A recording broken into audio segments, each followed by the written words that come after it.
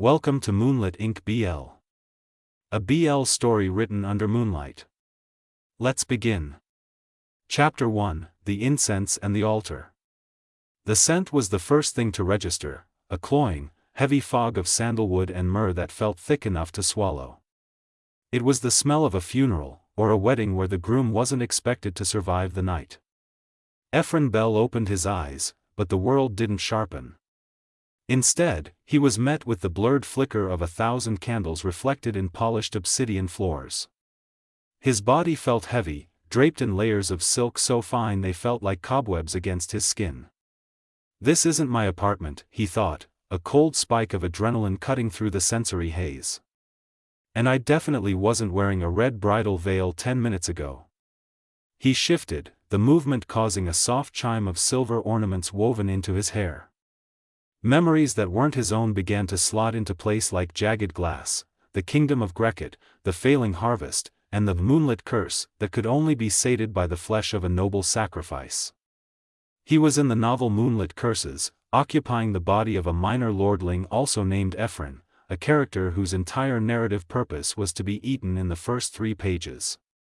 The Dragon King approaches, a voice wailed from the periphery, followed by the frantic scuffle of priests retreating into the shadows. The air in the great hall suddenly changed. The temperature didn't just drop, the atmospheric pressure surged, making Efrain's ears pop. Outside the massive temple archway, the moonlight was eclipsed by a shadow so vast it seemed to blot out the stars. A heavy, rhythmic thud shook the foundation of the temple. Thump. Thump. Then, the sound of claws scraping against stone, a screech of ancient power that set Efrain's teeth on edge. From the darkness emerged a head the size of a carriage, covered in scales the color of a bruised midnight sky. Amminth. The Dragon King didn't growl. He didn't roar. He simply exhaled, a twin plume of hot, sulfurous steam that billowed around Efrain, dampening his red robes. The beast's eyes were the most terrifying part. Huge, glowing orbs of molten gold with pupils like vertical slits of infinite depth. They pierced through Efrain's modern soul, weighing his worth, looking for the familiar scent of terror. In the original book, the sacrifice had fainted here. The dragon had snapped him up like a dry cracker, irritated by the cowardice. Efrain took a breath, forcing his lungs to expand against the suffocating incense. He didn't faint. Instead, he reached up with a steady hand and flipped the heavy red veil back over his head. He stood his ground, his gaze locking onto those golden suns. He didn't look like a victim, he looked like a man standing at a podium ready to negotiate a contract. "You're late," Efrain said, his voice echoing in the sudden, shocked silence of the hall. The dragon froze. The golden slits narrowed, the massive head tilting slightly to the side. A low vibration started in Amminth's chest, not a growl, but a hum of genuine, dangerous curiosity. The ritual had called for a soul to be broken, but the Dragon King found something entirely unscripted. Chapter 2, The Predator's Den. The transition from the Temple of Greket to the Dragon King's sanctum didn't happen with a carriage ride, it happened with the world tearing apart. Amminth had seized Efrain in a massive, surprisingly careful claw, the wind howling past them until the air grew thin and cold. When Efrain was finally set down, he wasn't in a dungeon. He was in the center of an obsidian rotunda that seemed to hang in the clouds. The floor was polished to a mirror finish, reflecting the stars above. "You have a strange heartbeat, little sacrifice," a voice rumbled. Efrain turned. The dragon was gone. Standing near a balcony of jagged stone was a man who looked like he had been carved from the same dark mineral as the palace. Amminth in human form was tall, his frame draped in heavy furs and silk the color of dried blood. His hair was a shock of white silver, but his eyes remained those terrifying, molten gold slits. "It's the heartbeat of someone who prefers to survive," Efrain replied, smoothing the wrinkled silk of his red robes. He looked around the room, noting the lack of exits. "I assume this is the part where you tell me how you'd like me prepared? Rare? Medium?" Amminth's lip curled, not quite a smile, but a flash of white teeth. Your predecessors spent their final hours weeping into the floorboards. You tell jokes. Fear is a waste of energy, Efrain said, though his pulse was still thrumming against his ribs. He began to pace the room, his eyes scanning the architecture with a sharp, analytical gaze. He wasn't looking for a way out, he was looking for leverage. A group of servants, men and women with faint scales along their jawlines, scurried into the room, bearing trays of exotic fruits and wine that smelled like liquid starlight. They moved with a twitchy, terrified grace, never meeting Amminth's eyes. One servant stumbled, the tray rattling dangerously. Amminth's golden eyes snapped toward the noise, his aura flaring with a sudden, suffocating heat. The servant paled, dropping to their knees. Wait, Efrain intervened, his voice calm and authoritative. He stepped between the Dragon King and the trembling servant. If you kill them, the wine gets on the floor. It's a logistical nightmare to clean obsidian. Amminth paused, his gaze shifting to Efrain. They are clumsy. Clumsiness in my presence is a capital offense. It's not clumsiness, it's a management issue, Efrain countered. He turned to the servant, speaking in a firm but level tone. Keep your center of gravity low. Don't look at his feet, look at the path. Go. The servant scrambled away, appearing more shocked by the human's interference than the dragon's rage. Amminth stepped closer, his shadow falling over Efrain. The scent of wood smoke and ozone followed him. He reached out, his fingers, cold as ice, tracing the line of Efrain's jaw, forcing him to look up. You act as though you own this court, little bridegroom. You are a gift from a kingdom that hates you. Why do you protect their servants? I don't protect them for Greket's sake, Efrain said, refusing to flinch. I protect them because a functional court requires efficiency, not terror. If you wanted a corpse, you should have stayed at the temple. If you brought me here, it's because you're bored. And I? I am never boring. Amminth leaned in, his breath hot against Efrain's ear. A dangerous claim. I think I shall keep you alive long enough to see if you can back it up. But make no mistake, Efrain Bell, if you stop being interesting, the ritual resumes. Then I suggest you prepare a library, Efrain said, a sharp, confident glint in his eyes. We have a lot of work to do on your palace's operational flow. Chapter 3, The Blood Pact's Loophole. The library of the Obsidian Spire was not a place built for humans. The shelves stretched toward a ceiling lost in shadow, and the tomes were bound in materials that felt uncomfortably like hide and bone. For 3 days, Efrain had immersed himself in the dust of centuries, his modern mind working at a fever pitch to translate the archaic script of the Kingdom of Greket. Amminth watched him from the mezzanine, a silent, predatory silhouette. He had expected the human to beg for sunlight or luxury. Instead, he found him buried under ledgers and scrolls, charcoal staining his fingers as he took meticulous notes. The pact is a lie, Efrain said, his voice cracking the silence without him even looking up. Amminth descended the stairs with a fluid, terrifying grace. Careful, little bridegroom. That contract has kept the peace between our races for 500 years. Peace? Efrain let out a sharp, dry laugh, finally turning to face the Dragon King. He spread a massive, yellowed scroll across a stone table. This isn't a peace treaty, Amminth. It's an extraction. Look at the syntax in the original Old Greket dialect versus the translation the high priests use today. Efrain pointed to a series of interlocking runes.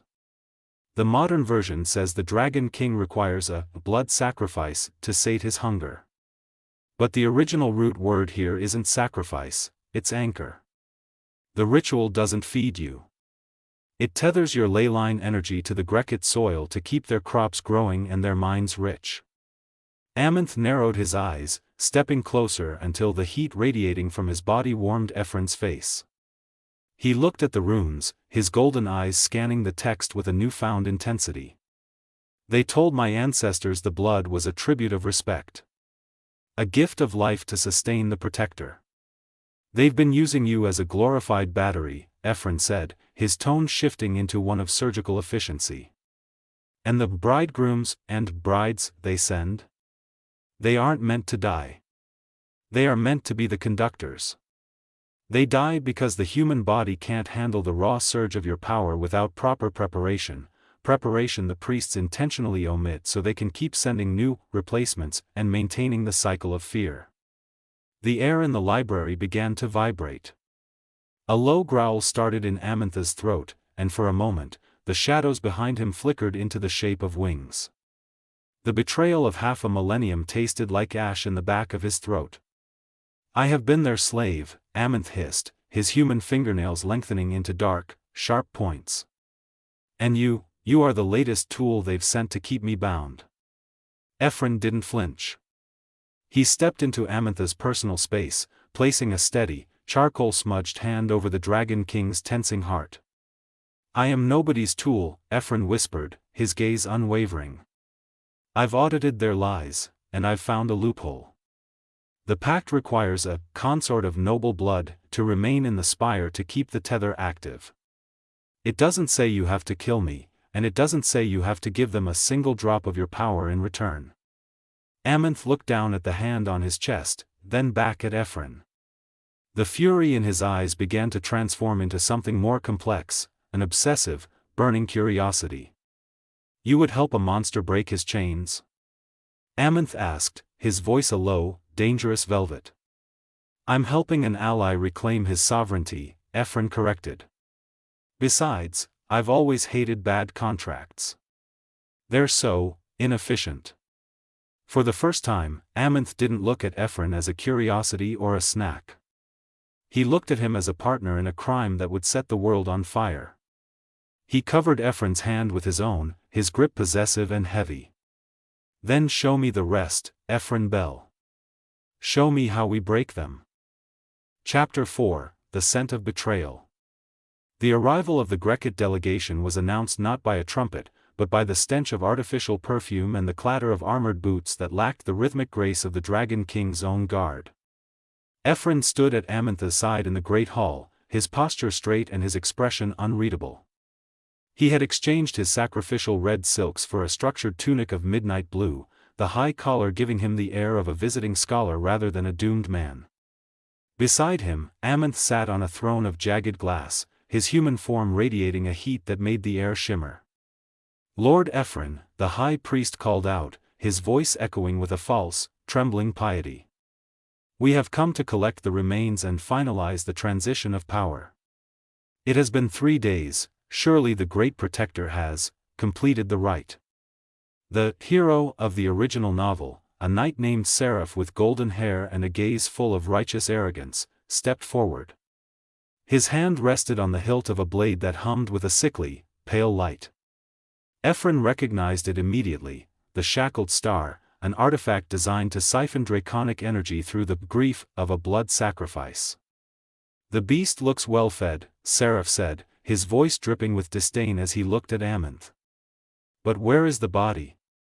Or did he simply incinerate the poor boy? Efrain stepped forward before Amminth could lash out.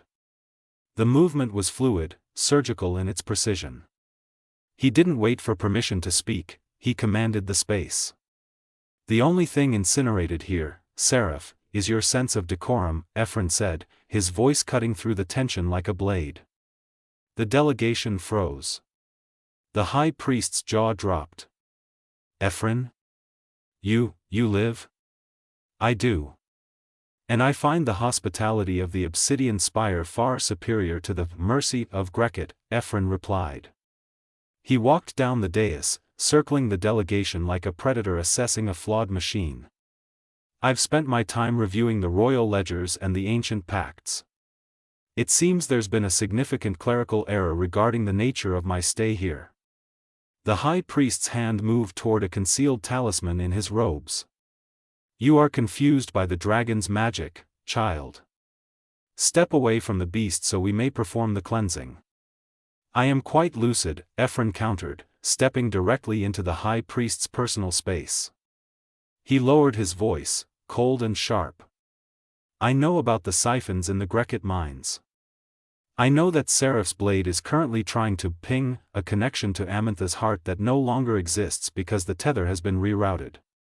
Seraph's eyes widened, and he drew his sword an inch from its scabbard. Blasphemy!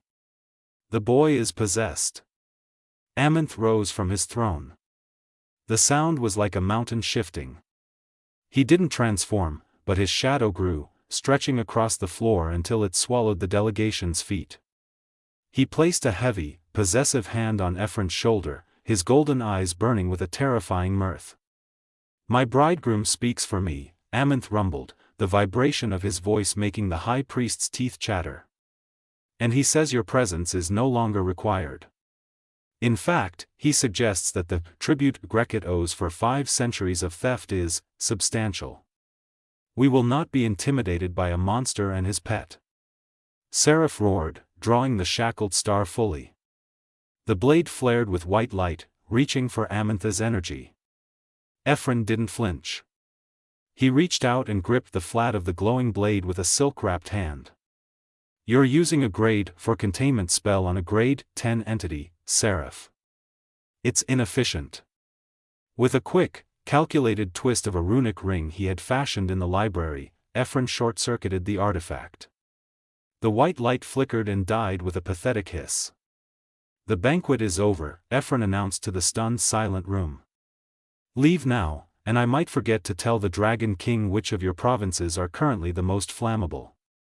As the delegation retreated in a chaotic scramble of fear and failed dignity, Amminth looked down at Efrain. The golden eyes weren't just curious anymore, they were hungry for the mind that had just dismantled an army with nothing but a few words and a bit of logic. "You handled them with such surgical efficiency," Amminth murmured, his grip on Efrain's shoulder tightening. "I find I am beginning to enjoy your management of my affairs." Chapter 5, Beneath the Scales. The transition from the obsidian halls to the open sky was a violent, breathtaking rupture. Amminth had shifted mid-leap, his human skin giving way to midnight scales that swallowed the moonlight. Efrain didn't scream as he was hoisted into the sky, he simply adjusted his grip on the thick, warm ridge of the dragon's neck, his eyes narrowed against the biting wind. They landed on the summit of the crown of Greket, a jagged peak where the air was so thin it tasted like cold metal. As Amminth shifted back, the steam from his transformation curled around them like a dying ghost. He stood at the edge of the precipice, his silver hair wild, looking down at the world he was destined to either protect or devour. "They call this the altar of the world," Amminth said, his voice stripped of its usual theatrical malice. "But for 5 centuries, it has just been my cage." Efrain stepped up beside him, his boots crunching on the frost-dusted stone. He didn't look at the view, he looked at the man. The Dragon King's shoulders were tense, his golden eyes fixed on the horizon with a weariness that no novel description could have captured. "The book called you a calamity," Efrain remarked quietly. "A mindless force of nature that required blood to stay dormant. But nature isn't mindless. It's just indifferent." "I am not indifferent," Amminth hissed, though there was no heat in it. He turned to Efrain, his expression fracturing into something raw. "I am lonely, Efrain Bell. Every bride they sent was a reminder that I am a monster to be feared or a tool to be used. They looked at me and saw a god or a demon. Never a person." The hurt/comfort dynamic that Efrain had read about in 1,000 stories was suddenly pulsing beneath his fingertips. He saw the surgical efficiency with which the world had isolated this creature. Amminth wasn't cold by nature, he was cold because he had been kept in a void. Efrain reached out, not with the hesitation of a sacrifice, but with the steady intent of a modern soul who refused to follow a tragic script. He took Amminth's hand, the palm calloused and unnaturally warm, and laced their fingers together. "Then stop looking at the world through their eyes," Efrain said. His voice was grounded, an anchor in the high-altitude wind. "You aren't a ritual component, and you aren't a weapon. You're the man who delayed my execution because you liked my jokes. That's the version of you I'm staying for." Amminth flinched at the touch, his pupils dilating until the gold was almost swallowed by black. He looked at their joined hands as if witnessing a miracle or a hallucination. The silence on the mountain was no longer suffocating, it was a blank page. "You are a strange, small creature," Amminth murmured, stepping closer until his forehead rested against Efrain's. The terrifying beast was gone, replaced by a man leaning into the only warmth he had ever been allowed to touch. "You speak of sovereignty and efficiency, yet you waste your heart on a monster." "It's not a waste if the investment has a high yield," Efrain whispered, a faint, dry smile touching his lips. "And I have a feeling you're going to be worth every second." For the first time since Transmigrating, Efrain felt the narrative shift. He wasn't just surviving the novel anymore, he was rewriting the very soul of its antagonist. Chapter 6: The Golden Eye's Obsession. The air in the obsidian spire had grown heavy, not with the cloying incense of the priesthood, but with a static charge that made the very shadows twitch. News of the reformed pact had spread through the subterranean ley lines, reaching the ears of the elder drakes, the ancient, purest faction of Amminth's kin who viewed any deviation from the blood-soaked traditions as a terminal weakness. Efrain was in the solar, cross-referencing trade maps with the Dragon's Hoard records, when the temperature plummeted. The glass panes of the high windows frosted over instantly, etched with jagged, crystalline runes. "They're here," Amminth's voice came from the doorway. He wasn't in his usual regal robes, he wore high-collared black leather, his eyes glowing with an intensity that bordered on the feral. Before Efrain could speak, the balcony doors were blown inward by a gale of freezing sapphire fire. 3 figures materialized from the smoke, the Frostwalkers, ambassadors of the northern broods. Their skin was the color of glaciers, and their eyes held no pupils, only a flat, freezing light. "Amminth," the leader hissed, his voice sounding like grinding tectonic plates. "You allow a human to sit at your right hand? You trade the dignity of the dragon throne for the logistics of a hairless ape?" Amminth stepped in front of Efrain, his wings unfurling behind him in a silent, suffocating display of dominance. "He is not a human to be dismissed. He is my consort. And his mind has done more for this spire in a week than your councils have done in a century. He is a sacrifice that was never bled," the Frostwalker roared, lunging forward with a blade of solid ice. Amminth didn't just parry, he moved with a speed that blurred the senses. He caught the ice blade in his bare hand, the heat of his blood shattering the frozen weapon into steam. But as the other 2 drakes moved to flank them, Efrain didn't retreat. He grabbed a heavy obsidian paperweight from the desk, a focus stone he'd been calibrating, and smashed it against the floor's central rune. The rune's defense wards, which Efrain had spent the last 2 nights optimizing, flared to life. A cage of golden geometry slammed down around the intruders, pinning them to the floor with the weight of their own diverted energy. "The manual for these wards was 300 years out of date," Efrain remarked, his voice steady despite the adrenaline.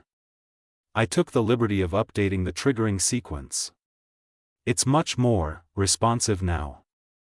Amminth turned, looking at the trapped drakes, then back at Efrain. A dark, possessive pride flickered in his molten gaze. He walked toward Efrain, ignoring the snarling elders in the cage. He reached out, his hand tangling in Efrain's hair, forcing his head back just enough to expose the pulse in his throat. "You see?" Amminth addressed the prisoners, his voice dropping to a dangerous, low velvet. "You call him a weakness. I call him the only thing in this world worth burning for." He leaned down, his lips brushing against Efrain's ear. The possessiveness was no longer a mask, it was a hungry, vibrating reality.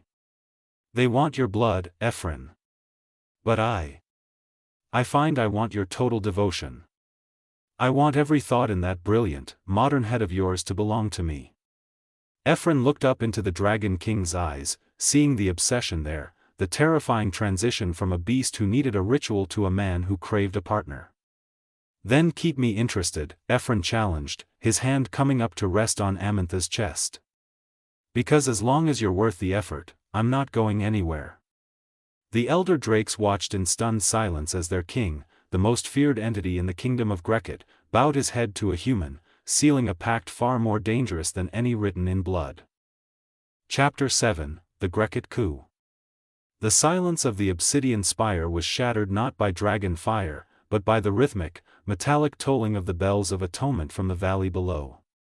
In the original text of Moonlit Curses, this was the signal for the Great Purge, the moment the Kingdom of Greket combined holy magic and military might to reclaim what the dragon had stolen. Efrain stood on the battlements, wind whipping his dark hair. Below, an army glinted like a river of steel. At its head rode Seraph, the hero, his golden armor reflecting the dying sun. Beside him, the high priest held a massive, pulsating crystal, the heart of the kingdom's redirected ley line energy. "They're using the siphons," Efrain muttered, his eyes narrowing as he calculated the distance. "They've drained the fertility of their own fields just to power this one siege. It's inefficient. It's suicidal." Amminth landed behind him, his human form shimmering with a dangerous, violet heat. "They seek to put the beast down, Efrain. Seraph carries the shackled star. If he strikes the spire's foundation, the feedback loop will tear my physical form apart." "Not if I change the frequency," Efrain said, turning to Amminth with a sharp, surgical focus. "Amminth, I need you to trust me. I need you to dive. Don't attack the army. Attack the ground 3 meters in front of the high priest." Amminth's golden eyes searched Efrain's. For a dragon who had lived centuries by his own instinct, following the orders of a mortal was an ultimate surrender. "If you are wrong, we both burn." "I'm never wrong about logistics," Efrain countered. Amminth let out a roar that shook the clouds and dove. As the dragon descended like a falling star, Seraph raised his glowing blade. "Die, monster!" the hero screamed, the shackled star erupting in a beam of blinding white light meant to pierce a dragon's heart. But Efrain was already moving. He sprinted to the spire's central conductor, a massive obsidian needle. He didn't use a sword, he used a series of copper wires and runic tuning forks he had scavenged from the library. With the precision of a master clockmaker, he jammed the forks into the needle's seams. "Now!" Efrain shouted. As Amminth's fire hit the ground, it didn't explode. It completed a circuit. The white light from Seraph's blade didn't hit the dragon, it was yanked toward the spire, caught in the electromagnetic trap Efrain had rigged. The feedback was instantaneous. The high priest's crystal shattered into 1,000 useless shards. The hero was thrown from his horse as his legendary weapon turned into a useless hunk of inert iron. The divine magic of Greket, built on lies and stolen power, collapsed under the weight of its own flawed architecture. Down in the valley, the army stared in horror as their invincible magic evaporated. Amminth landed in the center of the chaos, his massive shadow looming over the trembling high priest. He didn't breathe fire. He simply waited. Efrain appeared at the edge of the battlements, his voice projected by a simple acoustic spell he'd tweaked. "The Kingdom of Greket is bankrupt." Efrain's voice rang out over the soldiers. "Your priests stole your harvests to build a weapon that just broke. Your hero is a man with a heavy stick. The Dragon King isn't your curse, he's your only chance at a stable economy." The soldiers looked at the beast, then at their failed leaders. The coup didn't end in a massacre, it ended in a surrender. Amminth looked up at the high balcony, seeing the small, dark-haired man who had just dismantled a kingdom's theology with a few pieces of copper and a brilliant mind. The bad ending of the novel hadn't just been avoided, it had been deleted. The Dragon King took flight, returning to the spire. He shifted back to human form before his feet even hit the stone, lunging forward to catch Efrain in a crushing, desperate embrace. "You terrifying, brilliant creature," Amminth growled against Efrain's neck. "You've ruined the world for me. I can't imagine it without you." "Good," Efrain whispered, leaning into the heat. "Because I'm just getting started on the palace's new trade policy." Chapter 8, A New Blood Pact. The dust of the failed siege settled over the Kingdom of Greket like a funeral shroud for an era that deserved to die. In the wake of the collapse, the high priest and the hero, seraph, were stripped of their titles, not by dragon fire, but by a mountain of evidence detailing their financial and spiritual malpractice. High in the obsidian spire, the air was finally clear. The cloying scent of ritual incense had been replaced by the crisp, biting aroma of mountain snow and the faint, ozone tang of Amminth's lingering power. Efrain stood in the center of the great hall, his modern suit-like tunic cinched tight. He was reviewing a final set of scrolls, the new, bilateral treaty he had drafted between the Dragon Court and the Provisional Council of the Valley. It was a masterpiece of fair trade and mutual defense. No more sacrifices. No more stolen ley lines. A heavy, warm presence settled behind him. Amminth didn't hide his footsteps. He moved with the languid, possessive confidence of a predator who had finally caught what he was chasing. He wrapped his arms around Efrain's waist, resting his chin on the human's shoulder. "The portal is calibrated, Efrain," Amminth murmured, his voice a low vibration that thrummed through Efrain's spine. "The stars have aligned with the coordinates you calculated from your novel. You could go back. You could return to your world of glass towers and digital ghosts." Efrain looked at the shimmering rift pulsing at the far end of the hall. It smelled of rain on asphalt and stale coffee, the world he had left behind. Then he looked at the hand resting on his waist, the skin etched with faint, glowing runes of the new pact they had forged together. "My world didn't have dragons," Efrain said quietly. "And it certainly didn't have anyone who looked at me the way you do." "And how is that?" Amminth asked, his golden eyes narrowing as he turned Efrain in his arms. "Like I'm the most dangerous thing you've ever encountered," Efrain smiled, his hand coming up to trace the sharp line of Amminth's jaw. "And the only thing you can't live without." Amminth let out a low, rough sound, part growl, part sigh. He leaned down, his forehead pressing against Efrain's. "The original pact was a chain. This one." He took Efrain's hand, kissing the knuckles where a matching silver band now sat. "This is a choice. Stay, Efrain Bell. Not as a sacrifice, and not as a guest.